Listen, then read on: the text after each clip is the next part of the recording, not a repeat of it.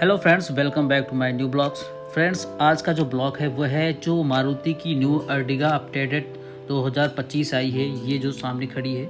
आज हम इसका रिव्यू लेकर आए हैं आपके लिए और एक एक चीज़ बताएंगे कि इसमें नई वाली अर्टिगा में पुरानी वाली अर्टिगा में क्या क्या चेंजेस हुए हैं। सारा कुछ मैं लेकर आऊँगा, आप वीडियो को लास्ट तक देखिए और वीडियो में बने रहिए।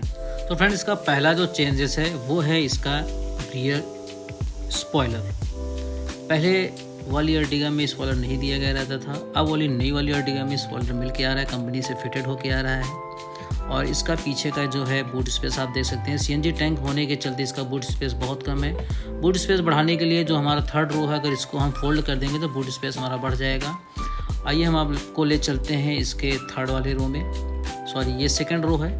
सेकेंड रो में सिर्फ एक चेंज हुआ है, जो इसके लिए आर्म रेस्ट दिया गया था, आर्म रेस्ट को हटाकर अब इसको हेड रेस्ट में बदल दिया गया है। और तीनों सीटों के लिए सीट बेल्ट दिया गया है, जो कि सेफ्टी के लिए सबसे अच्छा है। हम आपको ले चलते हैं इसके थर्ड वाले रो में। थर्ड वाले रो में सबसे बड़ा चेंज हुआ है कि इसमें अब एसी का विंग दिया गया है। आप यहाँ से इसका कंट्रोल कर सकते हैं, ये है इसका ब्लोअर कंट्रोलर। आप एसी को तेज़ धीम इससे कर सकते हैं।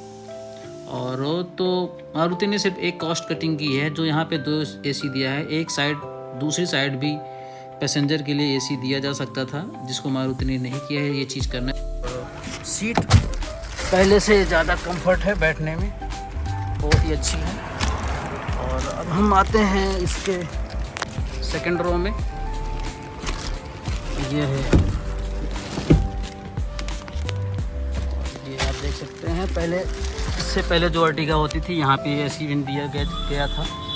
अब एसी का सिस्टम यहाँ से हटा दिया गया है और यहाँ पर लगा दिया गया है एसी का सिस्टम। यहीं से ही कूलिंग मिलेगी अब सबको। और नीचे 2 एडाप्टर दिए गए हैं और सी टाइप के, मतलब अब आपको फ़ोन यहीं से चार्जिंग मिल जाएगी। और एक हेड रेस्ट भी, सॉरी आर्म रेस्ट भी दिया गया है। हम चलते हैं आगे वाले में। ये है इसका,